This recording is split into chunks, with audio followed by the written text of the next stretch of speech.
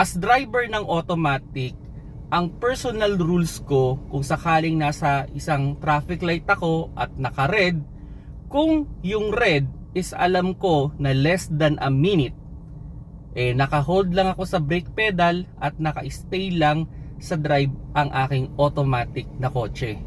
Kasi sayang naman yung effort kung mag-handbrake pa ako at eventually i-disengage ko yung handbrake, lalagay ko sa neutral or park, so marami pang effort. So kung less than a minute, ganun lang ginagawa ko.